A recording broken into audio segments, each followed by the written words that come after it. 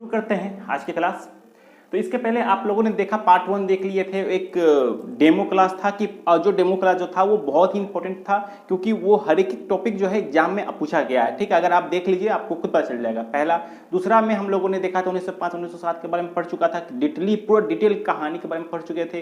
तीसरा में हम लोगों ने ये नासिक कांड के बारे में, नासिक षड्यंत्र के बारे में पढ़ चुका था। चौथा पांचवा इस तरह से हम लोगों ने खत्म कर लिया है। और 1900 हम लोगों ने 1910 कर लिया था। अब 1900 हम लोग चलेंगे 1917 से चलेंगे। ठीक है, इसके पहले क्लास में हम लोग चल चुके थे 1911 से 1913 तक हम लोगों ने कर लिया था, जो एग्जाम के पॉइंट ऑफ व्यू जो इंपॉर्टेंट है। और कुछ डिटेल कहानी भी आप लोगों को सुनाया जा रहा है ताकि आपको आप खुद नोट्स बना सके। ठीक है, तो चलिए यहाँ तक हम लोगों ने खत्म कर लिया था। आज हम लोग 1917 करेंगे। 1917 को समझने से पहले आप ये चीज जान लीजिए कि जब प्रथम विश्व युद्ध जब हो रहा था देश में 1914 से 1918 तक के बीच में प्रथम विश्व युद्ध हो रहा था। ठीक है, तो महात्मा गांधी 1915 में भारत आते हैं। फरवरी 1915 में भारत दक्षिण अफ्रीका से आते हैं। दक्षिण अफ्रीका से जब आते हैं तो फिर वे आने के बाद फिर वो चले जाते हैं ब्रिटेन। ब्रिटेन से फिर दोबारा रिटर्न आते हैं। ठीक है, तो अब ये आता है कि अब वो दक्षिण अफ्रीका से आने के बाद वो फिर ब्रिटेन क्यों गए होंगे? वो गए थे, केसरी हिंद की उपाधि उनको मिल रही थी, इसलिए वे गए थे। ठीक है, चलिए यहाँ तक क्लियर हो गया। अब एक टॉपिक एक आता है सवाल कि उन्हें केसरी हिंद की उपाधि क्यों मिल रही थी? ठीक है, तो यहाँ पे हो रहा था कि प्रथम विश्व युद्ध जब हो रहा था ना, तो उसमें इंग्लैंड इन्वॉल्व था। उन्हें इस युद्ध जीतना था और उस युद्ध को जीतने के लिए उन्हें सैनिक की जरूरत थी। तो सैनिक उन लोगों को भारत की ओर से मिल जा रहा था। तो उनको महात्मा गांधी जी लोग क्या किए कि महात्मा गांधी को बोला गया कि अगर आप में हमारी हेल्प कीजिएगा, इंग्लैंड बोले कि अगर आप मुझे हेल्प कीजिएगा तो मैं आपका देश को आजाद करके चले जाऊंगा। तो महात्मा गांधी जी बोले चलो ठीक है, अच्छा बात है। तो महात्मा गांधी जी बोले इसके लिए मुझे क्या करना होगा? तो महात्मा गांधी जी, वो अंग्रेज बोलता है, ब्रिटिश बोलता है, आपको नौजवानों को मेरे सैनिक में भर्ती करने के लिए बोलना पड़ेगा। तो महात्मा गांधी प्रेरित किए सभी को, बहुत लोग नौजवान लोग गए और इसी खुशी में ब्रिटेन लोग जो महात्मा गांधी को केसरी हिंद की उपाधि देते हैं। ठीक है, इट्स क्लियर। चलिए यहां तक हम लोगों ने कर लिया। अब हम लोग जो है तो 1914 में वो लोग 15 में गए, 15 से रिटर्न आते हैं ब्रिटेन से। फिर उनके बाद जो है वे बोलते हैं कि नहीं, अब मुझे भारत का भ्रमण करना होगा। तो वे जो पूरी भारत का भ्रमण कर रहे थे और भ्रमण करने के दरमियान जो है एक आदमी था जिसका नाम था राजकुमार शुक्ला। राजकुमार शुक्ला जी चंपारण लेके आते हैं महात्मा गांधी जी को। क्लियर हो गया? तो ये नाम याद रखिएगा, राजकुमार शुक्ला। एग्जाम में पूछा गया है ये वाला। क्या पूछा गया है? इसमें बोला गया है कि किसने महात्मा गांधी को चंपारण लाने का न्योता दिया या ये दिया, आमंत्रित किया था? तो राजकुमार शुक्ला जी। ठीक है, चलिए तो इस तरह से ट्रिक भी लगा सकते हैं कि राजकुमार मतलब राजा होगा तभी ना आदेश दिया होगा, चलो आ जाओ, तो आ गया होगा, ऐसे भी याद कर सकते हैं। ठीक है, चलिए अब यहाँ चंपारण सत्याग्रह क्या होता है? इसमें क्या होता है कि 3 कठिया भी इसमें कहते हैं। ठीक है, 3/20 भाग में नील की खेती होगी और 3 भाग में किसान लोग अपना काम करते थे। इसे 3 कठिया भी 3 कठिया 3 मुट्ठी अपना काम करो, बाकी सारा उसको दे दो। ठीक है, नील की खेती करते थे। और नील ऐसा चीज था कि अगर नील जैसे कि ये 5 है, 3 गांव में अगर नील उगा रहे हैं तो 1/4 को भी वो डैमेज कर देता था। ठीक है, तो कृषियानों लोग को जो है बहुत दिक्कत के सामना उठानी पड़ती थी।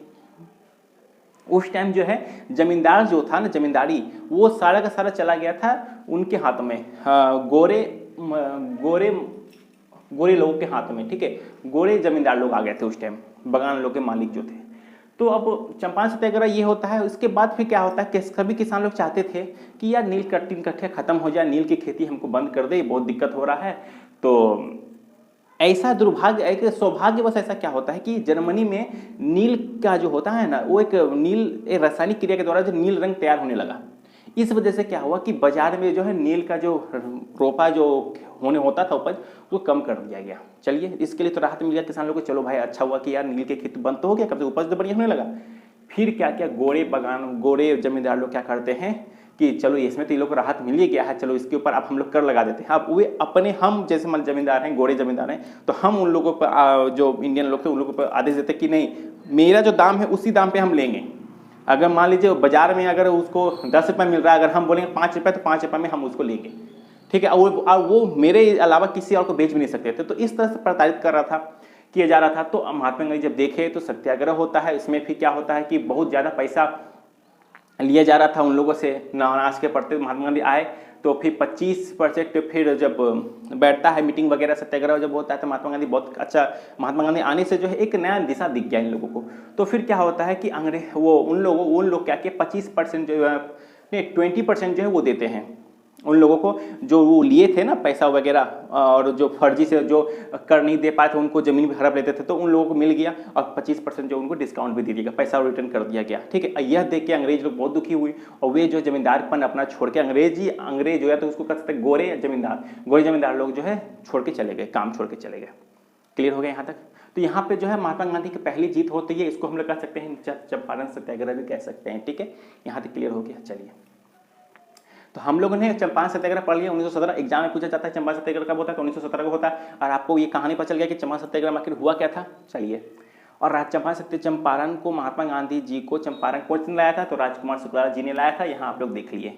अब आते हैं अहमदाबाद। तो एक अहमदाबाद अलग होता है और खेरा आंदोलन अलग होता है, मगर डेट दोनों एक ही होता है। ये भी 1918 में, ये भी 1918 में। ठीक, अहमदाबाद आंदोलन क्या होता है ना, इसमें अगर पूछा जाए एग्जाम में कि सबसे पहला भूख हड़ताल किस में हुआ था, तो सबसे पहला भूख हड़ताल हुआ था अहमदाबाद में। ठीक है, यहाँ पे क्या होता है कि जो कारखाना जो लगे हुए थे, फैक्ट्री वगैरह लगे हुए थे ना, उसमें किसानों लोग को बोनस के लिए जो है ये हो रहा था। बोनस किसान लोग बोलते कि हम मुझे 50% बोनस चाहिए। और जबकि जो है फिर महात्मा गांधी आए, बात समझे, देखे उके, तब बोले कि आप लोग 35 बोलिए। तो महात्मा गांधी के सभी राज्यों को ठीक है 35, और ये अंग्रेज लोग क्या बोलते थे, हम 20% देंगे भाई। तब हो रहा था झमेला, तो हो गया अनशन शुरू हो गया। अनशन शुरू हुआ, भूख हड़ताल हुआ, तब अंग्रेज लोग डर गए, यार ये तो मेरा काम रोक देगा। तो फिर कुछ सज बुझी हुआ, उसके बीच में जो वे लोग मान गए, मान के फिर 35% जो है वोटिंग वो मिल गया। इस वजह से महात्मा गांधी का दूसरा कदम भी सक्सेस हो जाता है। ठीक है, तो महात्मा गांधी का प्रचार धीरे धीरे इंडिया में बहुत लोग जानने लगे। चलिए, यहाँ तक तो क्लियर हो गया सभी। अब आते हैं खेड़ा आंदोलन। खेड़ा आंदोलन में क्या हो जाता है कि जब सत्याग्रह जब 1918 में होता है, तो खेड़ा आंदोलन में क्या होता है कि जो मालिक होते हैं, एक बार क्या हुआ कि अकाल पड़ गया, बारिश नहीं हुई, तो अनाज सही ढंग से नहीं हो पा रहा था। अब सही ढंग से नहीं हो पा रहा था तो अंग्रेज लोग का बोझ तले दब जा रहा था। अंग्रेज लोग बोले थे कि अगर मुझे कीमत नहीं मिला तो आपके ज़मीन को मैं हथिया लूँगा। ठीक है, और उसे नीलाम कर दूंगा। तो महात्मा गांधी यहाँ आए, देखे, समझे, फिर आंदोलन यहाँ होता है। तो फिर यहाँ पे एक आयोग बैठता है, आयोग को बताए जाते हैं, बैठ के साझबूझ होती है, सत्याग्रह होता है। फिर जो है वो मान जाते हैं, बोलते ठीक है। तो इसमें थोड़ा सा पुलिस लोग भी उतरते हैं, लाठीचार्ज भी होती है, बहुत कुछ होती है, दंगा फसाद होता है। तो उतना डिटेल में मत जाइए। ठीक है, बस यही समझिए कि फिर यहाँ पे आपको पता चल, यहाँ पे आपको दिख रहा होगा चंपारण सत्याग्रह में क्या हुआ। पता चल के 3 कट्टिया होता था, नील की खेती होती थी। तो नील की खेती जब बंद हो गया तो फिर उनके ऊपर और प्रेशर डाला गया कि आप इतना अनाज दीजिए। उसके बाद फिर अहमदाबाद होता है। अहमदाबाद में पता चला खेड़ा भूख हड़ताल शुरू हो गया। अहमदाबाद में क्या हुआ था कि जो मिल के मालिक थे वो बोनस के लिए हल्ला हो रहा था कि बोनस मुझे इतना दीजिए, वो लोग दे नहीं रहा था। इंडिया लोग बोले 50%, महात्मा गांधी बोले 35 में आप मान लीजिए। तो 35% पे इंडिया लोग तो मान लिया, मगर जो अंग्रेज जो था वो नहीं दे रहा था, वो बोला 20% हम देंगे। तो फिर उसमें हंगामा हुआ। तो ये हो गया, यहाँ पे कदम महात्मा गांधी जी को मिल गया। फिर खेड़ा आंदोलन में होता है 1918 में क्या होता है।